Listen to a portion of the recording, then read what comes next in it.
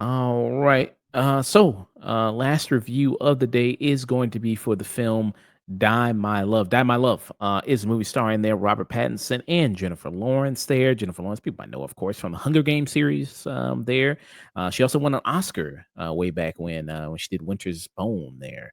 Mhm. Robert Pattinson, known for a variety of different things. I mean, he's Batman. I mean, of course, he's Batman now. Um, and so, what is this movie about here? So, you have a young couple there that you see in Robert Pattinson and Jennifer Lawrence. They move out kind of a little bit of kind of this middle of nowhere type house there. And you see at first the beginning, they're in love, they're, hanging out and everything. And they have something that changes the course of their life that fucks everything up. They have a kid. And once they have a kid, just the dynamic completely changes between them. And you see that Jennifer Lawrence is basically stuck in this house all day with this child, while Robert Pattinson, I don't remember if it says exactly specifically what he does for a living, but it's something that takes him away from the house a lot, leaving her kind of alone. And and she's kind of the movie doesn't really say it, but I think it's heavily implied that she has postpartum depression. And you're just basically seeing her, this woman, deal with postpartum depression, dealing with the symptoms of that, how she can be very erratic, how she can be very unpredictable. And you see kind of the fallout of all these different relationships she has because of the way she is. I mean, look at all the crazy shit she's doing. I mean, see her bang her head against the a mirror, scratching the walls. I mean, doing all this. Mhm. Like it gets very surreal at a lot of points. And there's even points because she's going through this kind of depressive state. Mhm. She hallucinates and you don't know kind of sometimes what is real, what So isn't this is a real. very much a unreliable narrator movie. Somewhat, yeah, somewhat there. You kind of don't know a lot of the stuff she's seeing is real. Like she's envisioning this guy who's on a motorcycle bike. You don't know if he's real, if he isn't real, kind of what's going on with that. Um, and this movie's directed by Ramsey there, Lynn Ramsey. And I don't think I've seen some her early other work there. She's the Yes, we need to talk about Kevin. yeah, very Mother. If you saw that movie Mother, which Oh was god. that, Darren Aronofsky Yeah, movie. Darren Aronofsky, Mother, yes, that was the vibe it was giving me too from these trailers. Yeah, which is another movie that Jennifer Lawrence starred in as well. It very much is kinda similar to that. It doesn't go as far as Mother, I would say, as far as how surreal it gets, but it yeah, it's very similar to something like that.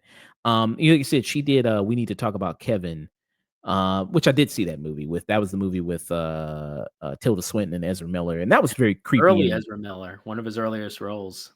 yeah, turns out he wasn't playing a role with No, it these. turns out, well, he was really good in that role because he was. Yeah, so I did see that, and I like that. I thought that was kinda creepy and kinda good there. It has kinda similar vibes as that as well, like, she's very focused on, it seems like, character study movies, like, focus on kinda on one person, and kind of their Yeah, journey. very much the, "I hate myself," or "The world kinda sucks," or the things that we don't wanna talk about, basically. A lot of her work is, "We don't wanna talk about this," and her whole career is, "Well, let's talk about it." Yeah, seems like that is there. That's what you kinda got there with this. I think the performance, I mean, Jennifer Lawrence, I think is very good, and she kind of bears all in this. I mean, in more ways than one. She does have multiple kind of nude scenes in the movie, but I think that this is great. I'm sorry. Um, Uh-oh. but I do think she kind of bears all there, like I said, more ways than one with her kind of performance there. But I Well, don't she's a think her beautiful being young lady. yeah, and I don't think that it's done in like a look at her to be naked. I just think it just look at it just like it's she's out there, her human body. It's just a thing there. It's Uh, evocative.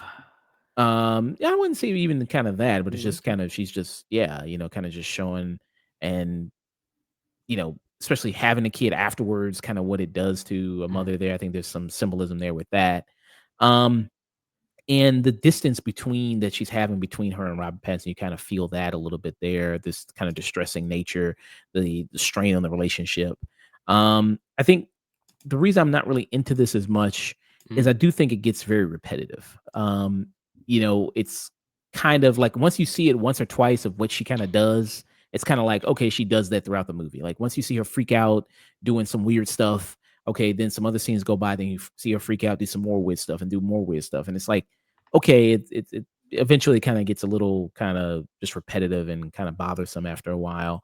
And it's funny seeing this movie because I just saw another movie that kinda had a similar subject in If I Had Legs, I Should Kick You, which was the movie with Rose Byrne in it, which I liked a lot. I reviewed it, there, and I liked it quite a bit, and I think the difference between these 2 movies is I think whereas If I Had Legs, I Should Kick You, I think there's a more progression to the story. There's more Mm. kind of happening there and, this woman being overwhelmed by life and is more kind of working towards goals is where here it just kind of feels like, okay, you can have slice of the life type things and even this kind of feeling, but it just feels like there really is like, okay, where are we really going with this? And where is it kind of leading Mhm. to? And I kind of just asked that a lot, kind of watching it. Yeah, just kinda watching the movie. Robert Pattinson, who is in the movie, he's good in when he shows up, but he's like I said, the main focus seems to be, on Jennifer Lawrence there, and you got some good other supporting people like you saw in the trailer. Sissy Spacek, she's in it as well. Carrie herself, you got him. I mean, Stephen King theme night. You got Carrie as well in this, and she's good. She plays the mother of Robert Pattinson's character, and she's one of the main kind of supportive people to Jennifer Lawrence's character and all she's kind of dealing with there. And she has some good moments there as well. But yeah, it's just kind of like okay, I mean, some solid performances. But yeah, that's kinda it with it really for me. And Hunter from the Real Pineapple says, "I hated Mother."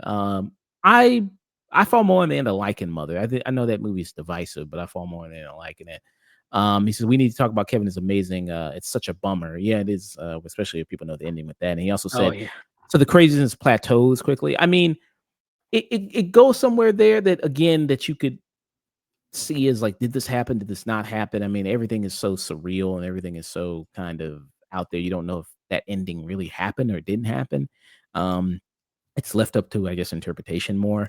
But yeah, with that. So for me, I just kind of give it um, I give it like a stream it for me.